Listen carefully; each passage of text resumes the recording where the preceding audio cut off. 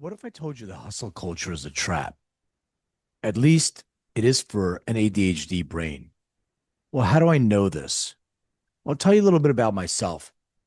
So I was diagnosed with ADHD when I was 14 years old, but I was born with it, obviously, just like you probably, unless you don't know that you are. But I was told that I have a disorder. Something is wrong with my brain. Well, I was put on all kinds of medication and I battled a lot of this kind of negative self talk all the time because I connected myself to this disorder. But I was able to build a system and a system that worked for myself. I didn't really realize that I was doing it at the time, but I worked with the wiring of my brain once I started digging deep into what ADHD really is. And I found this kind of framework that worked for me that I'm able to navigate through how my brain works and maybe how your brain works. And what did I accomplish for this? Well, I exited out of three companies. I've been right now, I'm the CEO of a company called EndoDNA, where we do personalized health and wellness through genetic and epigenetics and everything else. So it's pretty complicated. And I spend 20 years prior on and off working with high performers.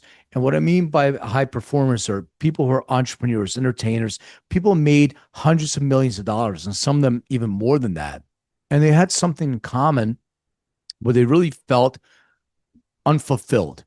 So they felt that there was something that's missing, whether it was unfulfilled with their family life, whether it was something going on with their health and wellness, but they had all this money, but something was missing. So this is the area that I really focused a lot of my life and a lot of my work on. And it's about this whole notion of listening to yourself and listening to your body.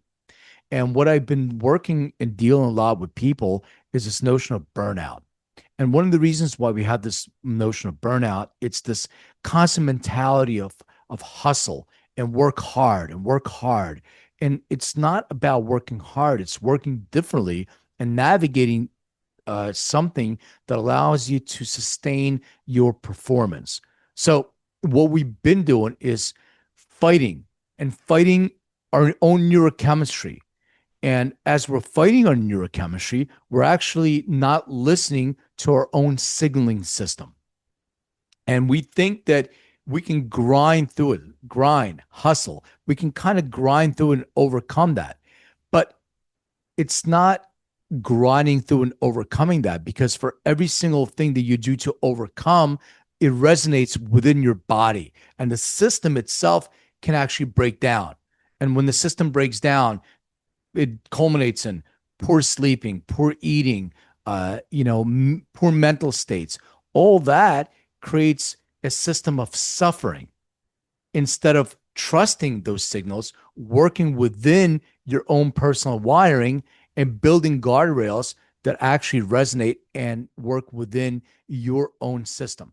This is really complicated, but I'm going to try to explain this and a huge difference what really works for people that have ADHD.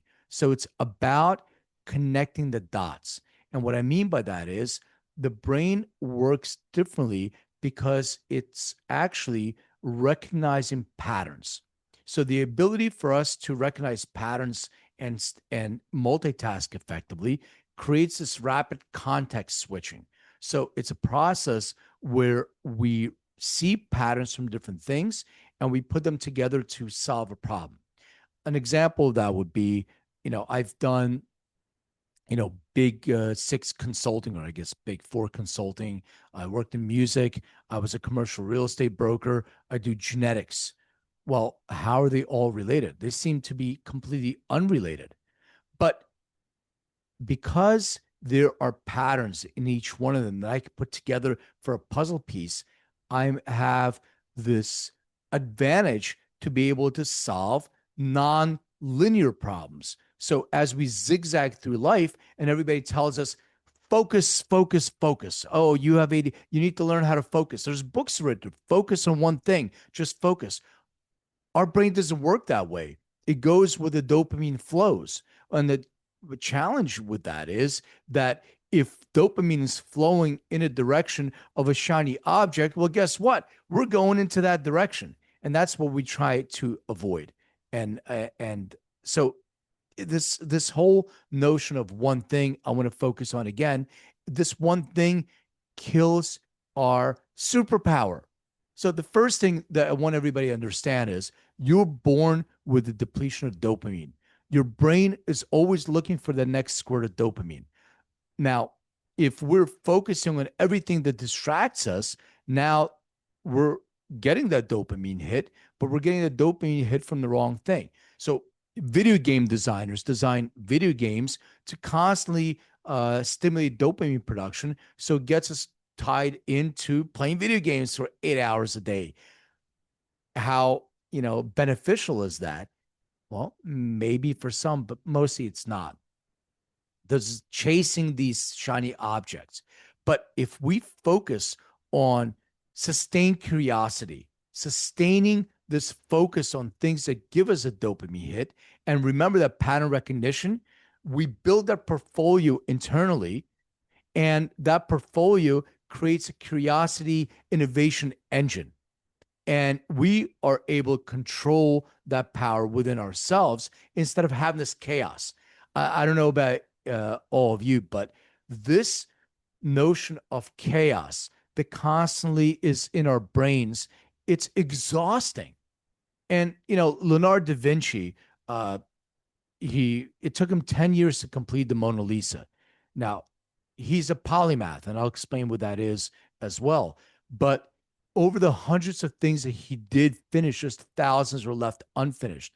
And if you read about it, there's a lot of people that were always upset that would commission him to do something and he wouldn't finish, or it would take him a long time to finish that. And that's because he really leaned into his curiosity, which is great, but he also pursued these shiny objects. So being able to strategically explore and focus on curiosity with those guardrails allow you to be efficient and effective and control your own power. So this is a really interesting way to look at your own system productivity. And I want to talk about this notion of, you know, trusting yourself and being your own sort of guru instead of trusting other people. And I'm not saying not to trust other people in this notion. I'm just saying that I've been to so many different coaching sessions, so many different psychoanalysts, retreats, you name it. And the thing that really happens with this is it works temporarily. And what I mean by that is, it's sort of like going to the gym. New Year's is coming up. You set your New Year's resolution. I'm going to go to the gym. Well, you're going to go to the gym. Great. You have a reason why you want to lose weight. You want to look better, whatever that is. January rolls around. Parking lot's full. Everybody has a gym. February rolls around. Parking lot's full. March rolls around, a little less full. But by the time April, May rolls around, parking lot's back to where it was because there is no anchoring system. And you're actually creating a system that gives you that quick hit, but it doesn't keep it in that way. So you develop that voice comes back and you're having this conversation with yourself about internal authority. So what we want to do is understand that your brain doesn't really give a shit about what's important. The ADHD brain really works with your own neurochemistry. And I already talked about this depletion of dopamine, but it's also this whole thing of interest, curiosity, things that you are really focusing on. And we do really well with our backs up against the wall. And the reason why we do really well with our backs up against the wall is because we have this dopamine of excitement, but it's not sustainable. So the idea is this hustle culture and what actually is happening in your brain. Well, what happens in your brain is there's something called a cortisol flood. And when you have this cortisol flood, it really shrinks your hippocampus. The hippocampus, the part of the brain that actually is responsible for problem solving, among other things. So think about this. So you have this chronic hustle, and this hustle creates, this flood of cortisol because of stress. And when that happens, now it affects your memory. and it creates this whole sort of brain fog. And we sit and we try to decide which option to take, door number one, door number two. While we're doing that, your dopamine regulation breaks down. So the anchoring system of that dopamine that we need, that's no longer in the works, and you have a system that actually is communicating to you that it's coming through a physical and possibly emotional collapse. Now, what I want to talk about is this cortisol system is an incredible system if used properly. So when you first wake up in the morning, you get your cortisol hit. And once you have your cortisol hit, it actually helps to regulate your circadian rhythm. So when you're in rhythm, you actually can be in homeostasis and balance. When you're out of rhythm, you actually are out of homeostasis and imbalance. So you have cortisol secreted in different parts of the day instead of when it's supposed to. The sleep is then affected. So you're not getting good quality sleep. Then you actually during the day can trigger stress reactivity. So now you have some anxiety and stress that actually affects your quality of sleep. You're on a hamster wheel. And when you have this hamster wheel, it actually creates real measurable damage. So I'm going to tell you something. What if you're not broken? There's nothing wrong with you. You don't have a disorder. You have a different way that you look at life and the way you process information. It's not a deficit. There's nothing wrong with you. You really have something that's really right with you, and it's your superpower because you have this innovation engine. When you lean into your curiosity with those guardrails on, you actually are able to recognize those patterns, combine them, cluster them, chunk them into one task so you're not overwhelmed. And you can have this polymathic edge. And I said what a polymath is. It's somebody who can have an area of expertise in something they're interested in outside of school. So you can focus on something that you love and become an expert in that and become an expert in multiple things. And because you have this polymathic edge with ADHD, you're able to build those areas of expertise in different fields. Like I already talked about commercial real estate, uh, music, all these different things. You can become an expert and then tie those things together that other people don't see as a pattern. And now you shift your focus instead of something is wrong with me. It's really that's something that's right with me. You own this as a superpower. And don't forget that. So, infrastructure is really important over willpower. I'm going to talk about this, something that I used to do and something that I see, people around me with ADHD that are doing. It's this notion of hurry up, always running late, always procrastinating. How many people, wait till last minute till, to do their next task or to take a test or to study or to complete a project? Well, I already said there's a level of excitement and there's a dopamine hit. But because you don't have structure, it creates that stress. And when it creates that stress, you actually are being drained of energy. So by creating a structure that feeds this novelty, so you're getting the curiosity, you're anchoring that with dopamine, you're priming yourself to flow, and you rinse and repeat. That honors your own reward system. And you build the recovery into your process that allows you to get good quality sleep, all from the start. So reduce that stress, reduce that cognitive load, create rewiring that anchors this in, turns on the genetic predispositions epigenetically, and avoids those negative traits. So, away from sciencey talk, like my ex-wife used to ask me all the time, why do you eat the same thing for lunch every day? Well, because I don't have to make a decision on that. It's already there. I don't have to stand there and waste time figuring that out. Why did Steve Jobs wear the same clothes every day?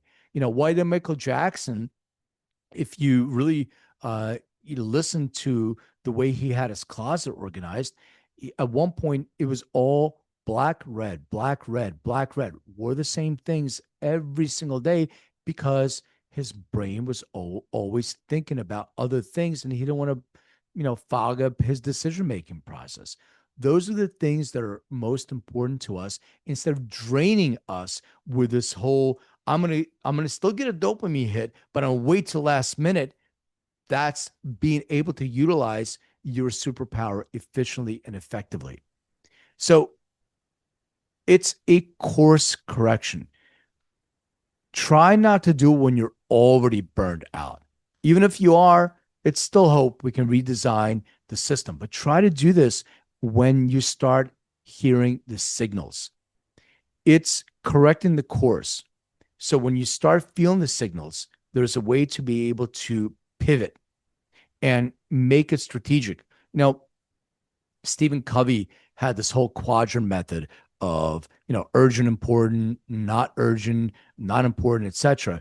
But what happens to an ADHD brain or people that are highly motivated with dopamine, everything is urgent, important. So you're putting out fires all day. You're in this quadrant all the time. And he talked about if you're everything is urgent, important, at some point you're going to go to the quadrant that's not urgent, not important. What could that be? Well, it could be like working, it could be social media. It's some things that don't serve you, and everything is not urgent, important. There's a strategic way to approach your day. And if you systemize it, now you create that as a fuel. And now, when a fire, real fire comes up, you can go address that fire and go back to strategy. In addition to that, is we have to listen to our gut feel. And what I mean about gut feel, there's psychology and biology to that. So when we have events in our lives, and this is where pattern recognition comes in, that we push away, those events, they're stored in our subconscious. When there is something that's happening that is similar to something that happened before, there's a signaling.